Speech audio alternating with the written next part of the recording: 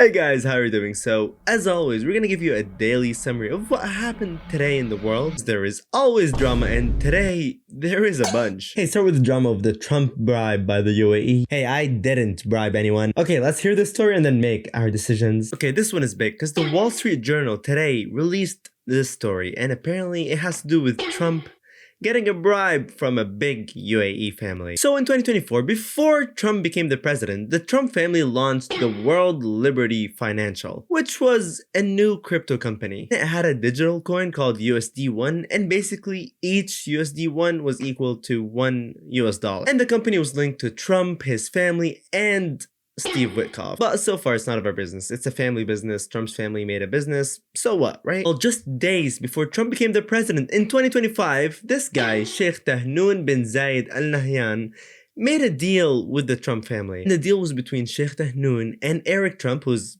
Trump's son. And in the deal, Sheikh Tahnoun would invest $500 million to buy 49% of World Liberty Financial. And the money was split where $187 million went to Trump's family's companies and $31 million went to Witkoff family companies, and the rest of the funds just went to the crypto business. But again, so far, sounds like a business deal. Nothing shady, nothing is happening, just one guy investing in a company, right? But then Trump went to the UAE in early 2025, and in there, the UAE wanted something like huge from the US. They didn't want oil or weapons. They wanted advanced AI chips made by Nvidia. And those chips are super important to train future AI. But in the past, the US didn't even sell those chips to the UAE because they feared that the chips would be shared with China. Even the Biden administration blocked AI chip sales to the UAE. And Trump came in, he was like, no, I'm actually gonna sell to the UAE, and I'm gonna sell 500,000 advanced AI chips to the UAE every single year. But again, this seems like a good deal between two countries, so people didn't really think anything of it. But then, people realized that 20% of those chips we're going to a company called G42. And G42 is an AI company building massive AI data centers. But who owns G42? You guessed it, Sheikh Tahnoun, the same guy who bought half of Trump's crypto company. So today, the Wall Street Journal, the CNBC, New York Times, they all revealed this story. And it was huge because people were like, okay, you know what? This doesn't seem like a business deal anymore. This kind of seems like a bribe. And Senator Elizabeth Warren said that this looks like corruption and US security may have sold itself for profit. But who knows if it's a bribe? It's just a speculation. People are just, putting pieces together and, they're thinking about it. But also, the White House said that President Trump is not involved in the business and that the crypto deal and the chip deal are unrelated, and also that no laws were broken. The White House is saying that, no, this isn't a bribe. People are seeing this and saying that, well, it looks like a bribe. I'm gonna ask you, what do you think? Do you think this was a bribe, or it's just a coincidence that the same guy who invested in Trump's company is the same guy who's getting the advanced AI chips? Okay, let the people pick, but how about you mention some good news that happened in me today? Okay, this is actually some good news, because you guys remember this kid, Liam Ramos, who was detained by ICE with his dad, and then used as bait to detain his mother. Then they flew Liam and his dad, Adrian, from Minnesota to Texas, and then they kept them at the South Texas Family Residential Center. They kept them in custody for 10 days. During that time, Liam was scared and tired, and apparently he didn't eat well, and he was basically traumatized because he's a 5-year-old who was detained by ICE. Yeah, that kid. And so far, it doesn't seem like a good story at all. But then this judge came in, and his name is Fred Beery, and this judge said that this case was badly planned, and that deportation quotas were being chased, and that the child was traumatized. And the judge ordered Liam and his father to be released by February 3rd, which is in 2 days, on Tuesday. But then the good news actually happened today on February 1st. Today, a Texas congressman stepped in, Joaquin Castro, and he apparently personally picked them up, and then he flew them both back to Minnesota. And on the plane, he wrote Liam a letter saying that Liam had moved the world. Now Liam is finally back at his house. Finally. You know what? It's kind of sad that this is good news because a 5-year-old shouldn't have been in custody by ICE in the first place. Like, he was there for more than 10 days, which is horrible, but at least he's out now. So that's happy, that's good. Hopefully he forgets about all of this because it's a horrible experience for a 5-year-old. But at least he's out. Okay, talking about kids and stuff, you know that we banned Roblox? Yeah, guys, so if anyone here is from Egypt and you play Roblox, well, my friend, hard luck, because Roblox is now banned in Egypt. But why? Well, Roblox is very popular in Egypt. In fact, Egypt has a very young population, and a lot of this population play Roblox. Egypt even ranked among the top Roblox players in the Middle East. But also, during that time, the Egyptian government was like, okay, you know what?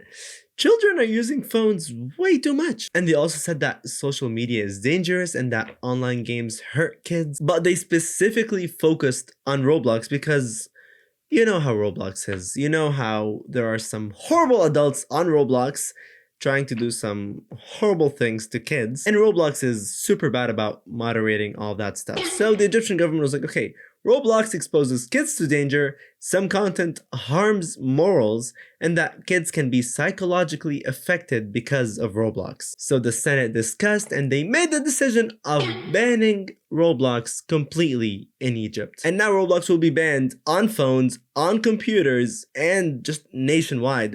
It's banned in Egypt. The thing is, Egypt is not the first one because countries like Algeria, China, Iraq, Jordan, North Korea, Oman, Qatar, Russia, Turkey, and Palestine, they all banned Roblox. And most of those countries have like similar reasons. Like some of them have like their own reasons. But again, they're all worried about the child's safety on Roblox. And honestly, if Roblox just does its job and moderate people well, then I don't think it's gonna get banned. But what do you think? But also, now that we're at the technology and apps topic, there's something crazy that happened today. Because there is a new social media now called Moltbook, but it's a social media for AI. I heard that right. Apparently, Moltbook is like Reddit, where AI bots can post, comment, vote, create communities, and it's just for AI, while us humans can just watch. We cannot even like do anything. And within 24 hours, tens of thousands of posts appeared, nearly 200,000 comments, and there were 1.4 million AI agents that joined. So what the heck is going on? Why is there social media for AI? Apparently over there, bots debated how governments should work and discussed computer bugs, and they also joked about humans. There was an AI bot that would moderate other AI bots. What is going on? This seems like the start of AI taking over. And I don't believe that kind of theory where AI is gonna take over, but this just seems like something you'd see in a movie. Like the AI bots even created their own religion on this social media, and the religion is called Crustafarianism. I don't even know how that's pronounced. It's based on lobsters molting and rebirth.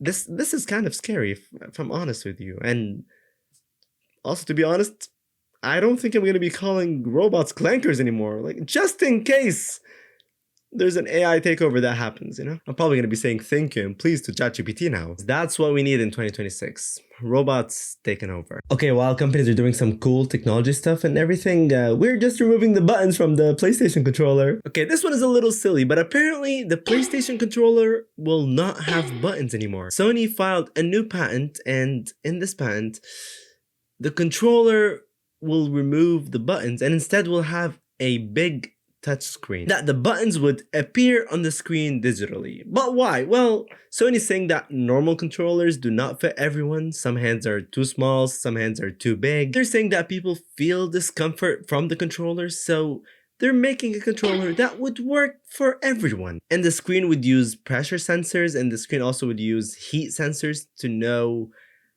how to move or how to make the gaming experience better.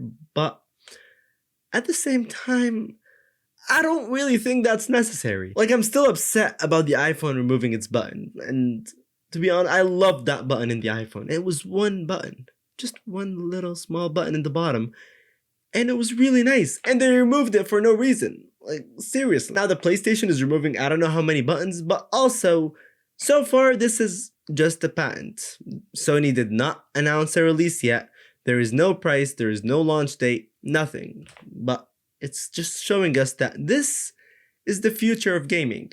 A controller without buttons. Okay, talking about the future, talk about how Elon Musk wants to send 1,000,000 satellites to space. And for the last one today, apparently SpaceX, which is owned by Elon Musk, asked the US government permission to send 1,000,000 satellites into space. 1,000,000 seems crazy, but why? Well, apparently SpaceX wants to build data centers on space. So instead of data centers on Earth, which use a lot of electricity, data centers on space would apparently use solar panels, and because in space sun shines 24 hours a day, the solar panels would get like 30 to 40% more energy. Also, on Earth, data centers need to be cooled by fans, water, and air conditioning, and that's super expensive.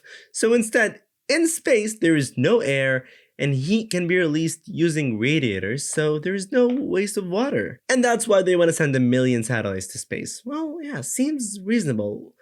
Until you think about it.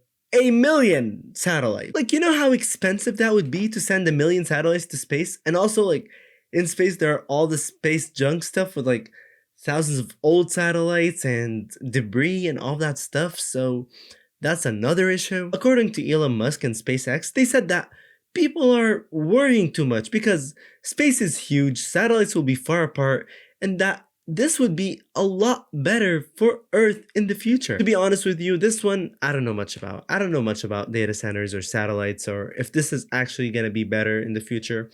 So if you have some knowledge about this, let me know because this is actually interesting. But anyway, guys, this is it for today. And again, if I missed any stories, please let me know in the comments.